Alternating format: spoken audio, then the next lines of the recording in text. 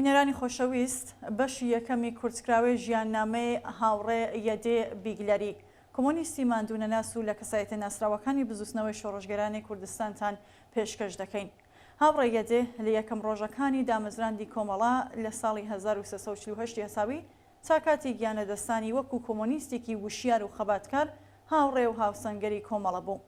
جێگەی ئاماژێ ئەم ژیاننامەیە لەلایەن کاک حەمەی خاکیەوە ئامادەکراوە. سەرنجتان بۆ بینینی ڕادەکێشم. بینەران و بیسەرانی بەڕێز لە شاری ئیستۆکۆڵم و هاتیونەتە خزمەتان وتوێژێکمان هەیە لەگەڵ بەڕێز کاگێدڵای بیگلەری. کاگێدڵای یەکێک لە کاگێدەی یەکێک لە کەسایەتیە زۆر ناسرا و خۆشەویستەکانی شاری سنەیە کە ساڵهای ساڵ خەباتی کردبوو هەم وەکو قازیەکی تێکۆشەر حقوقدانێکی زۆر باتەجربە و هەم وەکو کادرێکی سیاسی کۆمەڵە و یەکێک لە ڕەهبەرانی ئەو جومشە. پێمان خۆشە لەم وتوێژە چاوێ بخشێنین بەو ڕووداوانەی ئەو دەورەدا. کاگێدەگیان زۆر زۆر بەخێرێت و زۆر مەمنون لە سپاس دەکەم مێژ بەخێراتنیەوەکەم و هەرزی سڵاویژم هەیە بۆ بینەران و بیسەرانی ئەم ویدیۆوان. فقط باشە لوتفێکۆ کرد منەوە بە عنوان ڕەهبەرانی ئەم جومشەدانا من فقط پێشمەرگەیەکی کۆمەڵە بووم و بەرحاڵەوە کەسێکی عزیز بوون و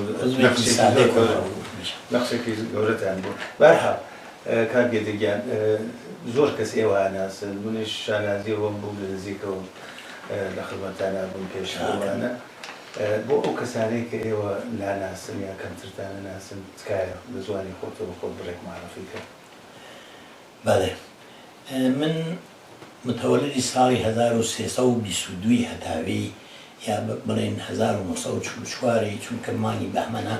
1944 میلادیم لە شاری سنە هاتمە دنیا. لە شاری سنە دەرسم خوان مەدرسە ئیبتیدایی و دەبیرستانم لەوێ تەواو کرد ڕشتەی ئەدەبیم خوێند. بەڵام لە ساڵەکانی 1331 و 32 کە ئێران تووشی ئەو مەسئلەی ملیکردن شرکت نەفت و ئاوانە بوو و هەروەها مبارزاتی دکتۆر موسەدەق و لەو وەختا جەبهەی ملی ئەو کات و حیزب توودە و ئەوانە منەوەبەتە مناڵبووم 10 ساڵ عمرم بوو وەلی بە عیلەت ئەوە کە باوکم دوکاندار بوو و ڕیشەی ئەسلیکی لە دێهاتەوە بوو ئەو تەرەفداریە کرد لە دکتۆر موسەدەق بەبوون ئەوە کە ممکنە ئیسلاحات ئەرزی چۆن یەکێ لە شعارەکان دکتۆر موسەدەق ئەوە بوو کە تەقسیمی زەوی بکا لە بین زارە و ئەوانە. ئێمەش قەوم کەسێ فرەمان بوو لە دێهاتا دیارە بەوە بۆنەوە شتێ ئەگەی بە قەوم کەسەکانمان. کە ڕشتەی ئەدەبیژم خوێند زۆر لە شێعرە سۆفیانەکانی وەکو مەولانا یا عەتار یا حافز ئەوانە فرەخۆشمە هات عەلاقەیەکم بوو پێیان. دیپلۆمم کەسەر من هاتمە تاران بەدڵ تەرەفداری موسەدەق بوو ممکن بوو بە زاهریش عنوانی نەکەم وەلی ئیتر محیتی تاران وەختی بوو کە جبهەی ملی دووەم فعالەت خۆی دەست پێ کردو ئەگەر لەبیرە بێ ئێعتسابی معلمین کریا لە ساڵ 39 دکتۆر خان عەلی کوژیا یا شەهید بوو ئەوە بوو بەهۆی ئەوە کە دانیشتوویانی جبهەی ملی زۆرتر فعالە و بنەوە زۆرتر هێن بن و وەختی ئێمە وارد دانشگا بووین ساڵ 1340 مێهمانی 1340 محیتی دانشگا محیتێکی سیاسی بوو. ئەگەرچی حیزب توودە تیا غایب بوو بەڵام جبهەی ملی زاڵ بوو بەسەر حرەکاتی دانیشتوویان و ئەو ئێعتسابات و تەزاوراتەکانە. لە لایەکی زەوە هەر ئەو ساڵی چدا هەمزەمان لە تەک سپتامبری 61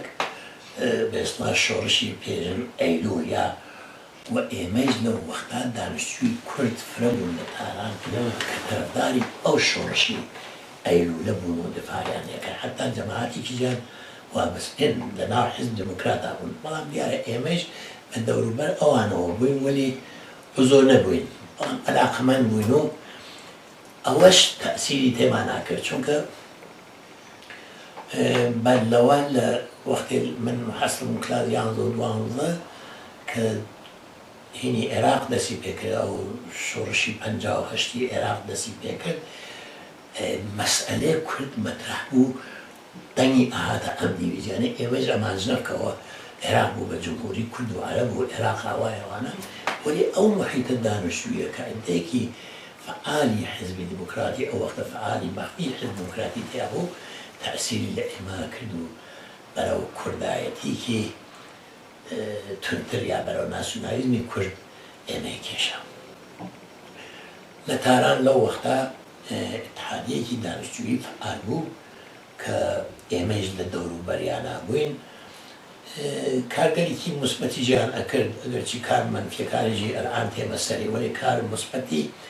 مهمترین کاری ئەوە بوو تەوسعەی فەرهەنگ و زوانی کوردی بە تایبەت یادی بەخێر کاک ئەمیری حەسەنپوور کە ئەخیرەن فڕۆکی کرد لە کانادا و پرۆفێسۆرێکین بوو ئەو وەختە دانیشتووی ساڵ ئەوەڵی حقوق بوو وەلێ دانیشتووی بوو معلومات و کارەکانی لە من مقایسەیەکە منیش دانیشتوو بوومە وەختە ناڵەتە ڕوویمە دانیشکدەی معقول و منقول بەئیسڵا دانیشکدەی ئیلاهیات و معارف ئیسلامی ئیسا ئەو وەختە پیاوە ناڵە وەکو ئێمە نەبوو ئەو تحقیقاتێکی کرد و ئەدەبیات کوردی باش ئەناسی خانی باش ئەناسی لە دوای خانیەوە تحولاتی ئەدەبیات کوردی ئەزانی ئەمانی بۆ من تەشریح کرد ئەو وەختە یعنی منی ئاموزش ئەدا بە شفاهی وەلعین حاڵا بە نوعی کەتبی یعنی بە یادداشتکردێک کە من فهمی بکەم ئەدەبیات مدەوەن و غێر مدەوەن و بەیتوان و من ئەسەر ناوی و نەبیست و تا کاک ئەمیرم بینی ئەو اتحادی دانیشتوویە ئەو وەختە فعالی زیانەکرد لە زەمینەی زوان کوردیان لەی شعری کوردیش ئەهات مەسەڵەن شعرێکی مامۆستای هێمن هەیە چاوەکەم چاوی ڕەشت ئافەتی گیانی منە ئەوە هەزاران شتی تایە بە کوردی من هەر حاڵی نابووم مەسەڵەن لەیەکی وەک کارسلام وەتەنی کارسلام وەتەنی وەختە ساڵسی حقوق بوو من ساڵەوە ماکول بووم جارجار لە دانیشکدەی خۆی یەکمانە بینی ئەوانم لێ ئەپرسی بۆمی تەشریحەکە هەرەو شێعرە ئەو بۆمی هێن کرد منتەها ئەوان ظاهرەن هەستەیەکی کە لە مەرکەزا بوو ئەوە وابەستەگی بوو بۆ شۆڕشی ئەیلولا ئەوانیش دوو جەناح بوون جەناحێکی چەپ بوو وەکو سوهەیل شەریفزادە یەکێتی تەأسیراتێکی موسبەتی لە ئێمەی جەوانترا کرد کێشامانی بەرەو علاقەمەندی بە ئەدەبیات کوردی بە شێعری کوردی بە نووسراوەی کوردی وەلعین حاڵیچە فقط دوو ئیشتبای گەورەی کرد ئەو وەختە من خۆیچم تیا بووم یەکی ئەوە لە ڕفراندۆمی بەهمەنی 1341 ئەم هێنا ئەم اتحادیە ئیتر ئەو مەرکەزیەتیە کە بوو تەسمیمێکی حتا منە وەختە لە دڵەوە پێم غەڵەت بوو بەڵام ذاتم لەو نەم ئەوێرا باسی بکەم ئەوە بوو کە وتیان لەم ڕفراندۆما بوو ئەوە ساواک بە دەستگای ئەمنیەتی ئێران ئێمە منسوب نەکا بە جەبهەی ملیەوە چونکە هەدەفی گەورەترمان کە عیبارەتە لە مەسئلەی کورد و ئەو بڕێتە بەرەوە ئەومان لەو نەچێت و لە بای نەچێت بڕین ڕێی بدەین بەم هێنا باقی دانیشتووە کوردەکان یعنی ئەوانەی کە جزۆ ئەم یەکێتی خوێندکارانە بوون لە دەوری ئەم خوێندکارانە بوون وەکو ئێمە کە مەحافلیان بووین و ئیمانیانە کرد ئەمانە بەشداریمان کرد کاندید تۆ لەو تەریقەوە جەنابەت ئاشنابووی لەگەڵ چەپ نەخێر کەمێ ئەگەڕێتە دواتر کەمێ دوای ئەوە ئەلعان ئاشتەکەم لە مەسئلەیەک تیرا کە ئەم یەکێتی داوانی یەکێتی دانیشتووانی کوردە ئیشتبایەکی گەورەی کرد ئەوە بوو کە دانیشتووانی جەبهەی ملی و بە تایبەت ئەوانە کە خەڵکی کرماشان و ئەوە کە بیژین جزۆ ئوستان کرماشانە وەکو ئیلام و قەسر و ئەوانە فریان بوون بە بۆن ئەوە کە دکتۆر سەنجابی خۆی کورد بوو ڕێیس عەشیرەی سەنجاوی بوو لە کرماشان ئەوانە فریان لە جەبهەی ملیە بوون ئەوانە هاتن داوایان کرد ئێمە تەکیانە هاوکاری بکەین ئەم دانیشتووان کوردە تۆمەز ئەم یەکێتی اتحادیە دانیشتوویانی کوردی ئێمە ئەو وەختە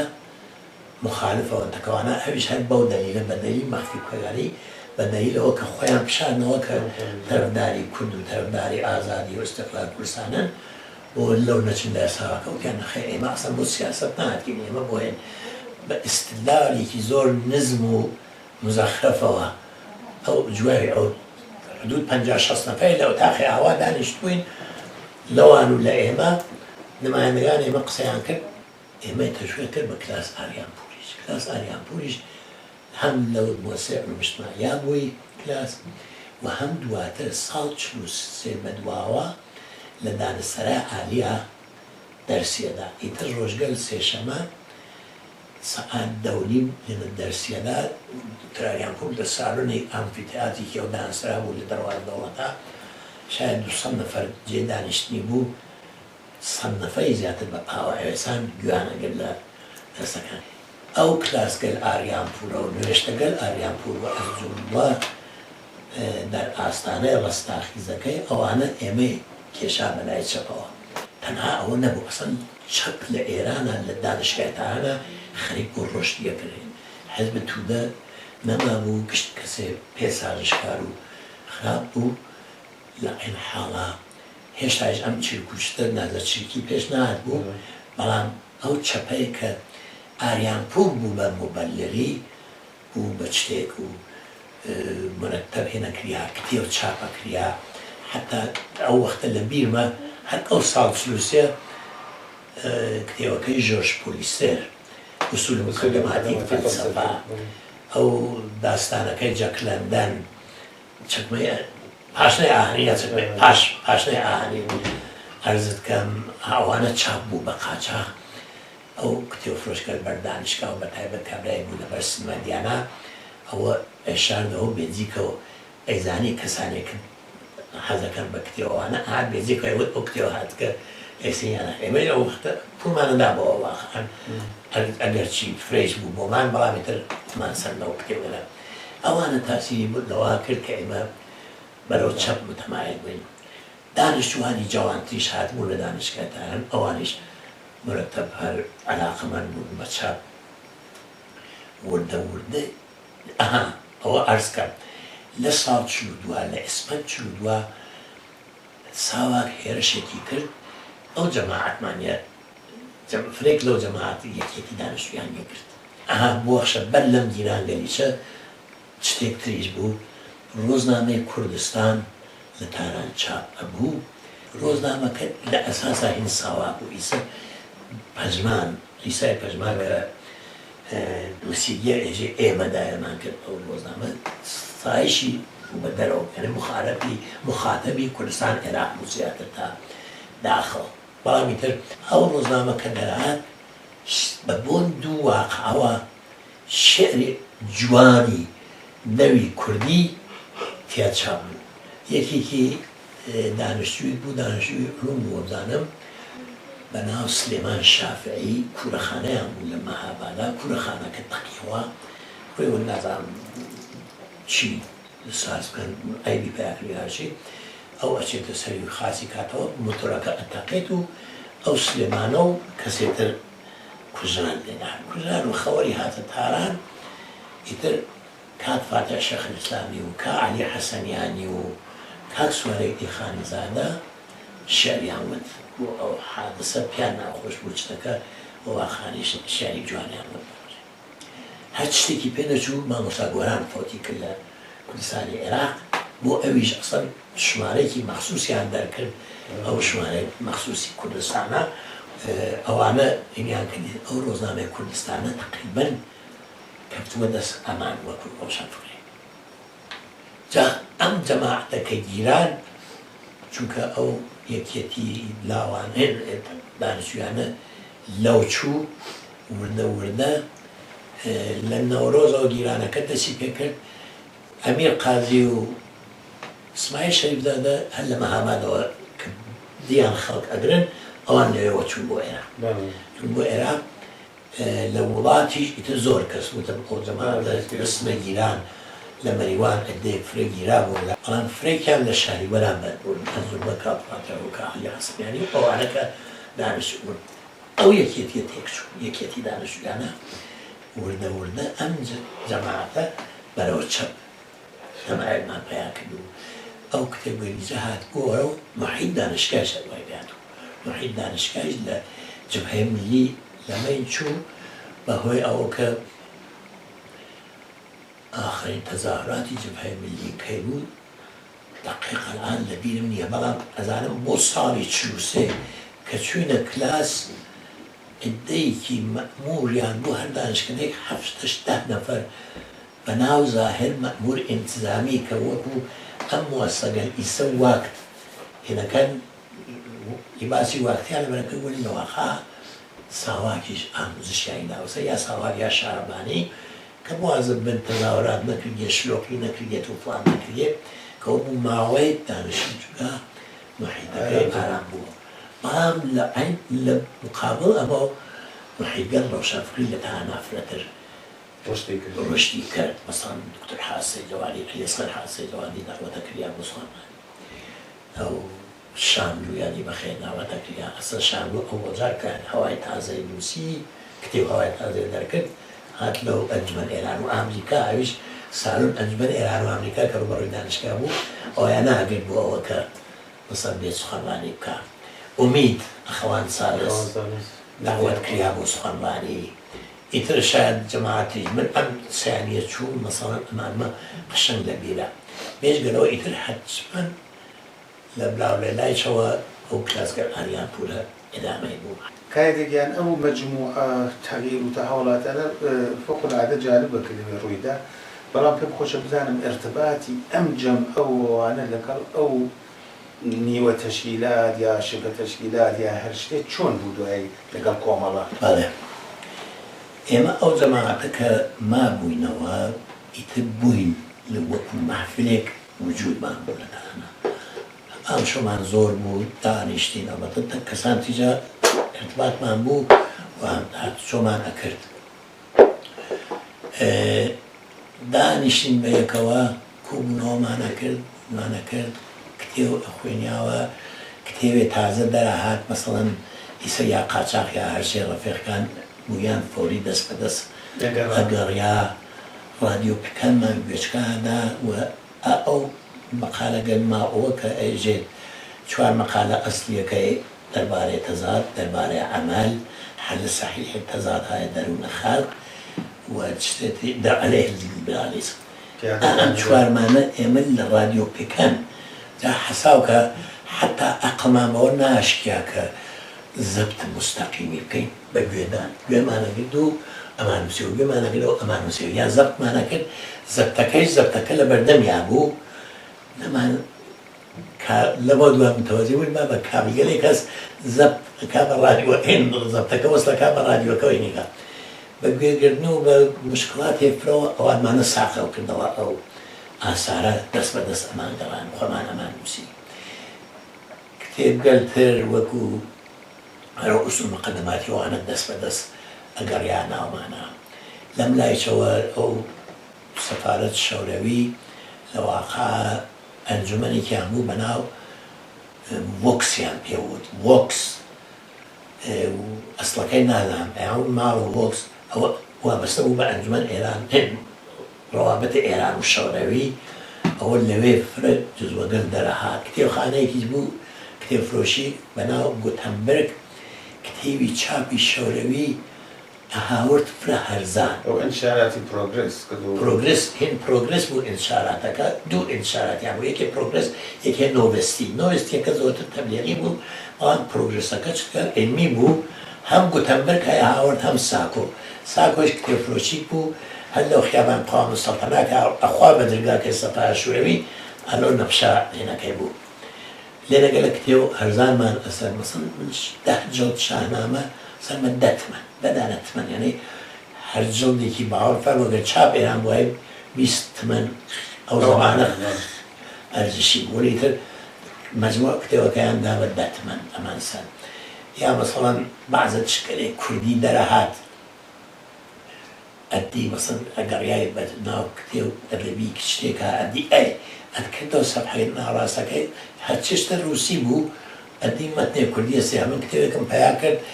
هێنی تیا بوو باسی قەڵای دمی تیا بوو کتێوێکترم پیا کرد جزئۆیەک بووچک بوو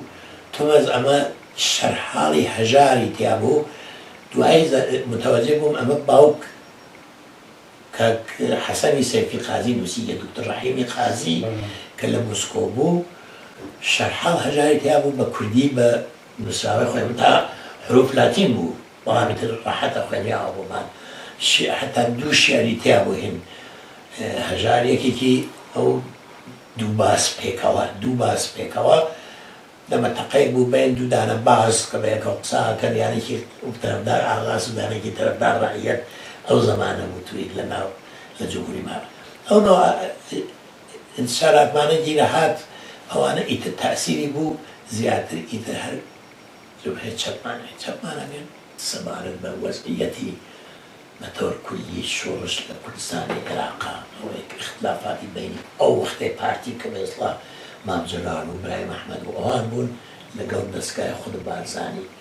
دوایی ئیتر کە ئەوان خۆیان کردە پارتی ئەم پارتیە نەبوو چونکە مام جەلال و برای محمد و علی ئەسکەری و ئەوانێ لێدەرات بوون علی ئەسکەری شەهید بوو لە هێنا ئەرێ ئەمان ئیتر پارتیان غەسب کرد ئەو عدەی بوون کە بوونە تەرەفدار مەلا مستەفا لەو پارتی قەدیم ئەو ئیطلاعات ئەوە بۆ ئێمە فرەجالب بوو تاسیری بوو ئێمە ئیتر وردە نەوعێ تەشەکولمان بوو تا لە ساڵی 45 بوو یا 46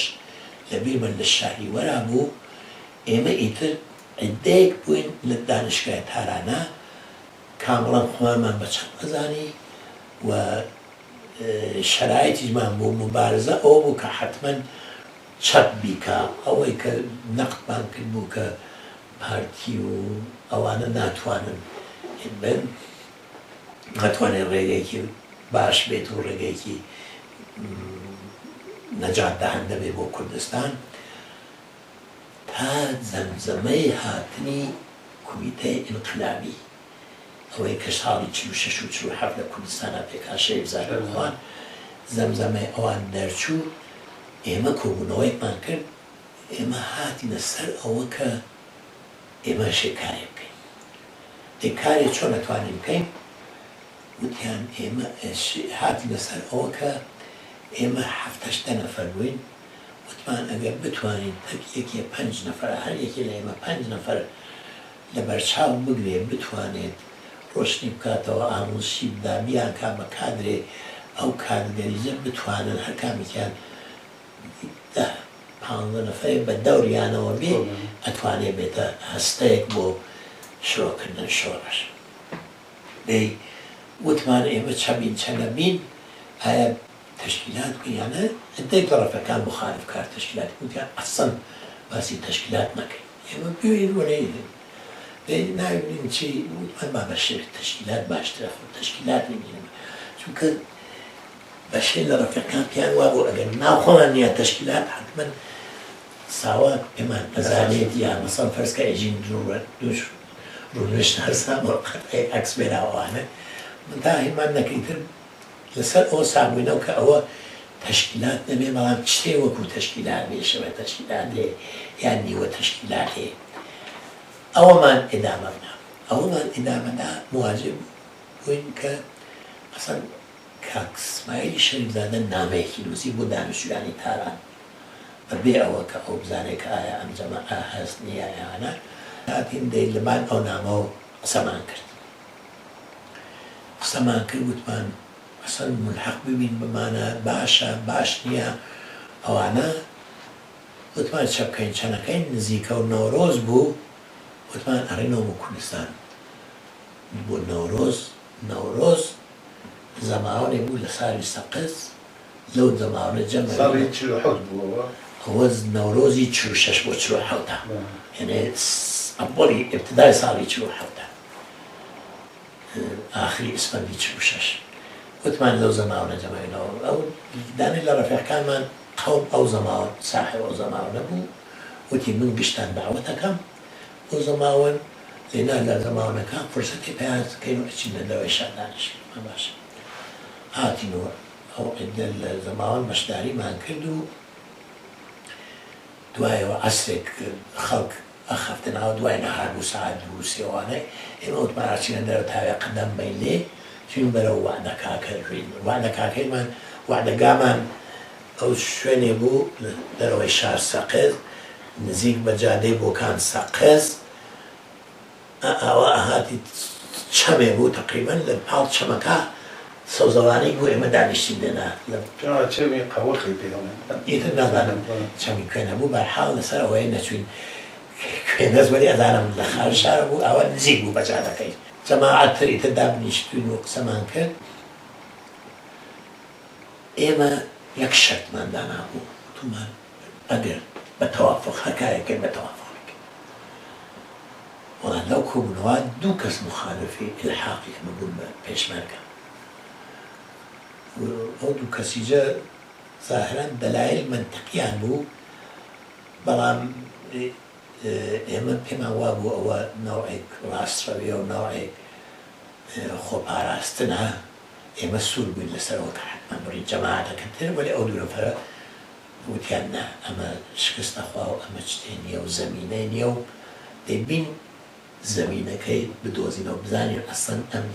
شرایطە چۆن شرایطێکە ئەم پێشمەرگە لە ئایا نەفەرێکە ئەکوژێ لە دەرگیریکە کەسێ هەیە تۆڵێ هەڵبێتەوە دوو کەس هەیە فەنەکەی هەڵبێنەوە یان نا و یەکێکیش ئەسڵ ئێمە نازانین بە کێ وابەستن و کێ وابەستنی ئێمە هاتینەوە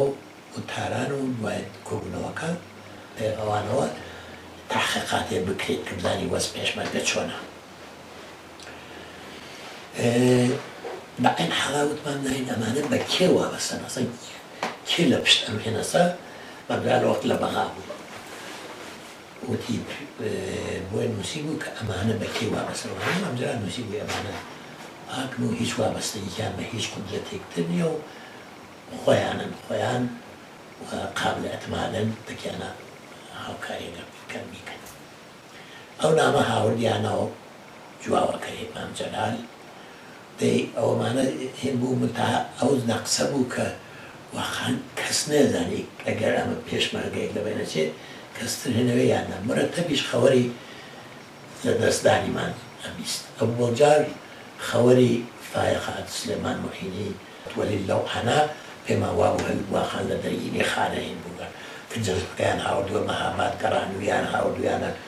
بۆکان گەڕانویان دوای ئەوە شتێکی پێنەچوو خەوەری لە دەستدانی سمکۆی شەیبزادەوانمان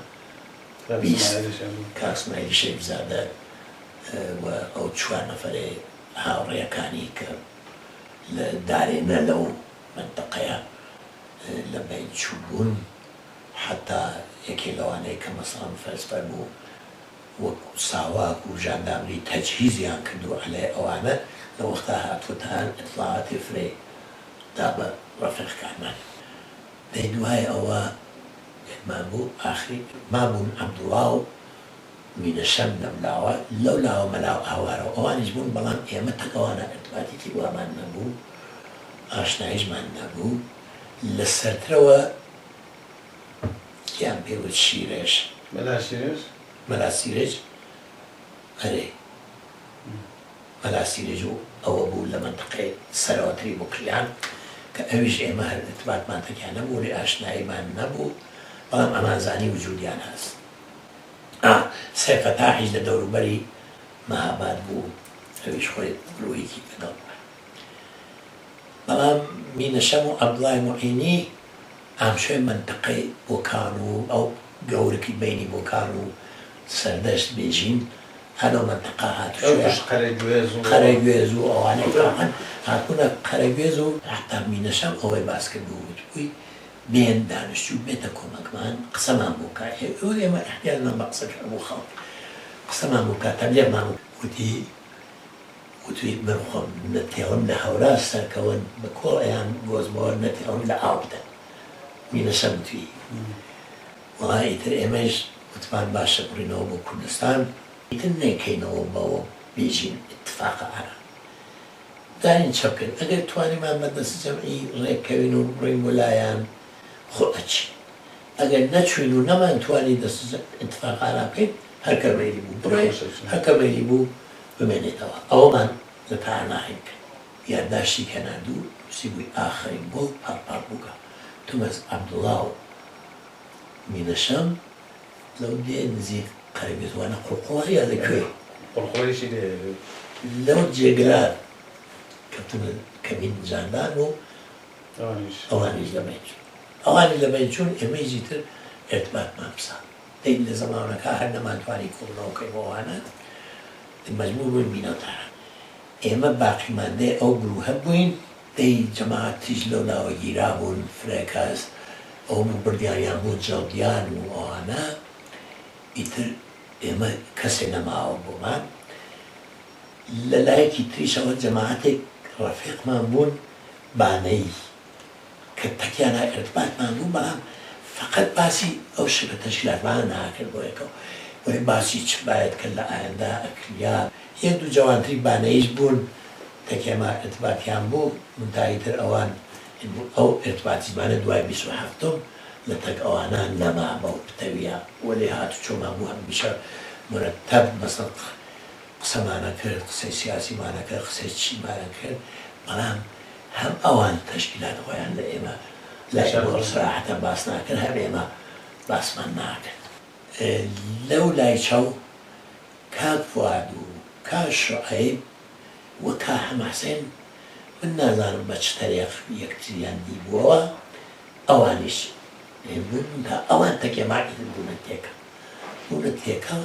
بەڵام بەحسەکانمان ئیدامادا وەلی تر ئێمە باوانمان ناوت کە شتێوانمان لە شبه تەشکیلاتی یاهین شبه تەشکیلاتی یا شتێ وەلی تەک ئەوانە بازم چ باید کرد و ئەوانە مەترەح بوو مرتب تێکەڵاویمان بوو جارجاریش قسەی خۆشمانە کرد جارجاریش گاڵتە و گەپمانە کرد جارجاریش هەڵەپەڕین بە یەکە و وەلی مرتب ئەو جەلساتە بوو تا ڕەفیقێکمان نوڤلێ بوچکەڵەی نووسی و بەناو باوەلی مەنزوری سێد فەتاح بوو لە مەنتەقەی هێند زۆر چریکی بوو ئەو نووسراوە زۆر تەمایلی بە چریکی بوو قارەمان پەرستی و تەکڕەوی و مەسەڵەن باوەلێ خابێک لە زەندانەکان های سەگ بابانە من باوەلێ نەدام وڵاتان لێکە بۆوانە و فەقیرە لاخیرەوە سێد فەتاح شەهید بوو کە گیری بەڵام مەنزووەسە ئاوای نەبوو کە قارەمانی تیاین بێت و کە حەماسەین ئەو باوەلیە ئەگەر نەژیانە بەناو نەقدی ئەسەن مەشی چریکی چونکە لەم دایزۆ ئێمە ئەو شەریکزادە و ئەوانیشمان کرد دیتر نەتیجەیەکی نەگەرد دەی لەو لاوە ئەو ئینتقاد لە باوەلی جەوای کرد کە ئێمە چک بکەین باشتر گەیشتین بە کاری سیاسی تودەی کاری سیاسی تودەی تەشکیلاتی کە ئەوە ئەتوانێت کۆمەکمان بکە دەی مرتب هاتوو چۆکەمان بوو شەوێ لە ماڵ ئەم ڕەفیقەکە دوای قسەی خۆش و تۆزێ خەبەر گەڕانەوە ئەوانە بەحسەوە کرێ دەی ڕەفیقەکە چ بکەین چ نەکەین ئیتر گشتی هات سەرەوە تەشکیلاتێک زەویە چنەوە تەشکیلاتێکی مەخفی قەوی کە بتوانێت خەڵک سازمان بەهان لە بنەوە بەبێ ئەوە ساوات بتوانێت کەشتی بکە یاهێنی بکە بەوە گەیشتین ئەمە لە توولی ساڵی 47 و ئەوایلی 48 یعنی ئەو دوو تێرمە تێرمی پاییزی 47 و تێرمی بەهاری 48 مرتب ئەو هاتو چۆمانە بوو دەی لەم داوایمانە کرد ئەم شۆمان بوو تاوێ لە ماڵ کاک فواد و ڕەشادا تاوێ لە ماڵ ئەو ڕەفیقەکەترا کا حەماسێن داوەتمانی کرد فاخن بۆ دانشکدەی کەشاوەرزی کەرەج لەوێدا بنیشین ئاوایی تر هات چۆمان بوو ئەو جزوەی ئینتقاد لە باوەلی ناوی بوو ئینتقاد لە باوەلیش دەست بە دەست گەڕیان ناو ئێمە و زۆربەی ڕەفیقەکان تەئیدیان کرد ئەمە وەزعیەتێکە گەیەینە هاوسانی 48 دیواخان محیط مناسبە بۆ کاری تەشکیلاتی کاری هێندر ئەقەڵ کوردی خواستیەوە یعنی بڕیارمان هاتە سەرەوە کە تەشکیلاتێک دا بمەرزێت تانامانیا سازمان کە لە ئایەندا ئەگەر لە تەک سازمانگەل ترا اتحادی کرد و هێنی کرد ئەو وەختە ئەتوانێت بێتە حیزبی کۆمونیستی ئێران یا حیزبی کۆمونیستی